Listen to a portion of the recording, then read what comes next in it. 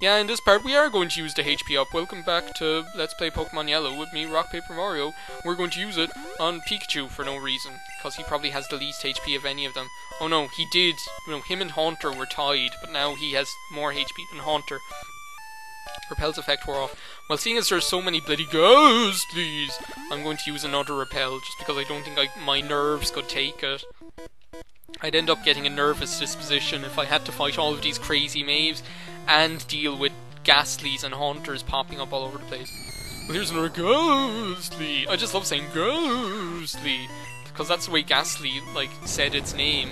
You know, say my name, said its name in the cartoon. Do you remember in that one, the Tower of Terror, which I thought was a really good episode? Oh, of course you'd have to paralyze bloody Pikachu.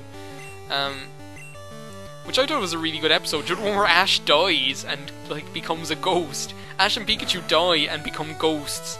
And, like, start going around... You know, it's kind of like a Christmas Carol, I suppose. They start going around with, the ghosts and stuff. And learning how to have fun. And, like, Gengar and Ghastly and Haunter are just having... They look like the most fun guys you could ever hang around with. They just look like loads of fun. Well, look, this is what happens when we use Pikachu. Pikachu, you had such a good run of not being shit. And as soon as you come up against a Ghastly, you start just, like, destroying that reputation. So yeah, speaking of Christmas, like, the last time I recorded Pokemon Yellow, it wasn't even Halloween, and I know this would be kind of useful to have, like, it would be kind of cool if I uploaded this, like, on Halloween, but it's not going to happen, because Halloween's gone. Whoa! Whoa! That's kind of handy now, actually. But, yeah, literally, we were back in college the day after Halloween, because it was a Monday. So November 1st we were back, and people were already talking about Christmas. Like, what's up with that? Like, I know everyone loves Christmas, and it's kind of a fun time and stuff like that, but... Like, still, it seems a bit early to get really obsessed, even though I know people really look forward to Christmas. I don't really, because I don't, like, I'm the kind of person, I'm really strange, I don't ever look forward to anything. Like, I have a great time or whatever, but I never look forward to things, and I never worry about things either as a result. I just don't think about what's going to happen. Well, I do think about what's going to happen next, obviously, but I don't get excited or worried, and that way, like, I don't get disappointed or stressed out, so it's kind of handy, I suppose. But, well, spirits. Well, I suppose it's kind of used. Like, the Muppet Christmas Carol is one of the is definitely, like, my favourite, like, I'm not a big Christmassy person, and I'm not a very religious person either. But I have to say, like, I am a definite romanticist, and I think, like, I think it's kind of sad that people, just on the basis of really staunch principles, be it either staunch Christian principles or staunch materialistic principles, would, like, not see times like Christmas or Halloween as anything other than something where you can be purely romanticist. Why should we abandon romanticism just because of principles? I mean, look at me, I'm like, principles aren't important. That's such a bad thing. I'm such, like, a bad influence on my younger viewers. This is the kind of, like, nihilistic kind of person I am. But, like, why should we view Christmas as anything else other than a romanticist holiday? Because Christmas became a holiday in the 19th century, really. It became what it is now in the 19th century. Which was the apex of romanticism, when the middle classes were at the wheel, like they were a steady arm at the tiller, whatever that means. So why shouldn't we? I mean, I'm definitely a romanticist. I'm a really petty, kind of silly person, because, like, I'm a petty, reasonless person, because I really do. I abandon my principles, and I don't even bother thinking about whether Christmas should be a religious holiday or a materialistic one. Simply because I'm the kind of person that just sees it as a time to be happy and to be nice to people. I mean, and if you strip it down, both from its materialistic standpoint and its Christian standpoint, both of them say the same thing. It's a time to be happy, and it's a time to, like, be nice to people. And, you know, like in A Christmas Carol, you know, it's in the... What is that song again? Oh, I used to be able to, like ream off the entire script of that movie, because I've watched it so many times. What is that song again? It's in the something. It's in the singing of a street corner choir. It's getting home and getting warm by the fire. It's true wherever you find love. It seems like Christmas. It's in the, what is it? A cup of kindness that we share with another. A sweet reunion with a friend or a brother. It's in the things we do for love that feels like Christmas. It is the season of the heart, a special time for caring. When, what is it again? When the ways of love made clear. It is the season of the spirit. The message, if you hear it, is make it last all year. And I think, like, that movie is so brilliant because, like, movies like that, they don't excessively promote either the Christian standpoint of Christmas or the materialistic standpoint of Christmas. Jesus Pikachu, you know, I think it subtly tells young people and children that Christmas is merely a time where you should see and learn that the way you should behave all year round is to appreciate the warmth that you can gain from life and to try and share that with other people. Like, I mean, lines like, what, some of the lines in that even that number are things like, it's a part of childhood that you'll always remember. It is the summer of the soul in December. Like, that line is telling you that you shouldn't be just nice to people, or you shouldn't just promote love and peace at Christmas, but all year round.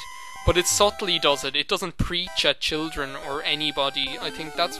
What? How did I encounter a Pokemon in the safe zone? And, like, literally the step after my repel ran out. I mean, if I were Chris Rock, I'd say, what's up with that? Enter Purify Protected Zone. Like, literally, that... Oh, repel! Repel is up.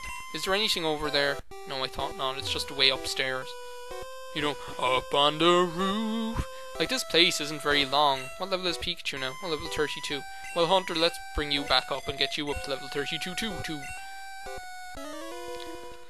So yeah, it doesn't, like... It doesn't excessively, promote either aspect. It just promotes the way one should behave in general, you know, that kind of way. And I think that's what's great about that movie. I've watched that movie so many times, and as I said, I'm not a Christmassy person, so, like, I'm not the kind of person who's very religious. I'm not religious at all. And I'm not the kind of person who's materialistic, because I'm not materialistic at all. So, you know, I'm a romanticist, and I think that the thing, like, I am an utter romanticist, and I think the best thing you can promote is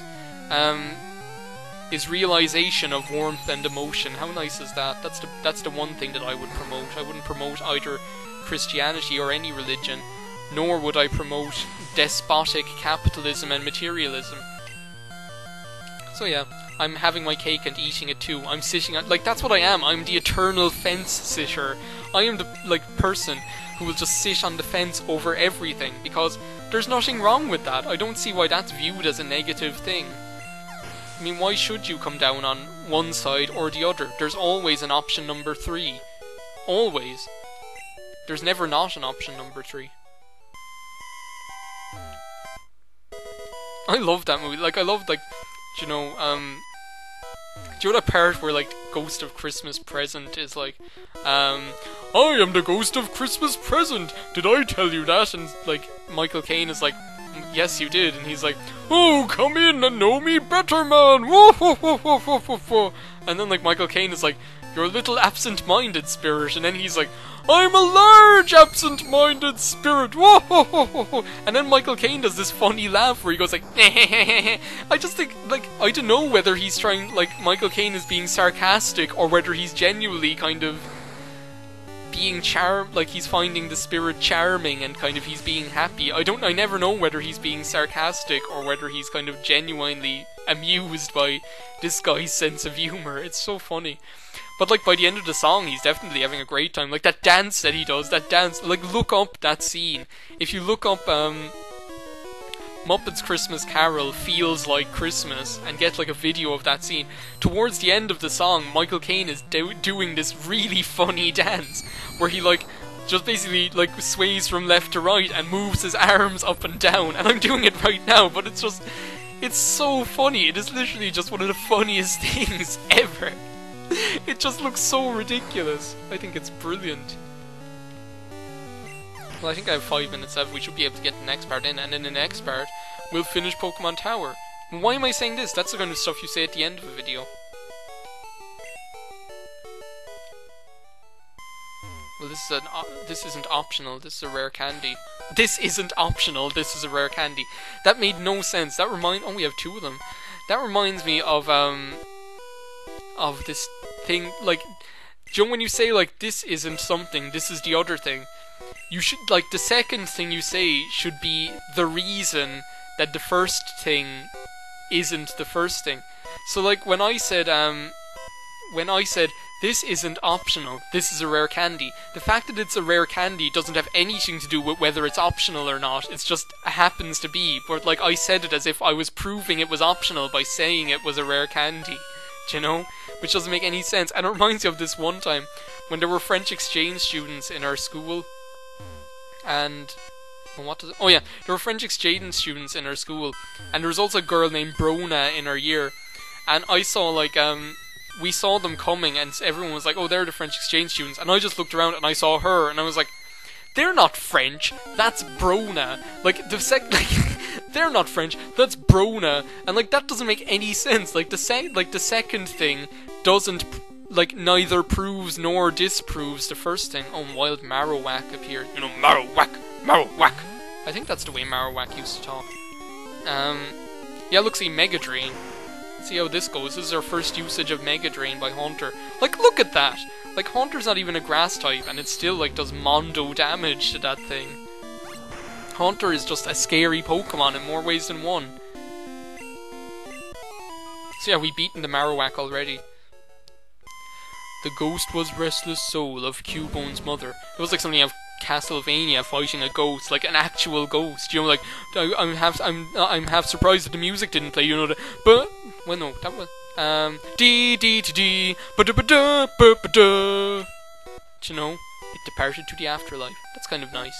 Well, if you go up here, you can see these guys. Stop right there, twerp! Oh, I love these guys. Grandpa here wanted to complain, so we're setting him straight. Whoa! Woo! So render yourself invisible, or prepare to fight. That was the silliest James voice ever. Am I going to be able to fit these guys in this video? I don't think I am. Okay, next part we're going to fight Team Rocket, so I'll see you next time. Sorry about that.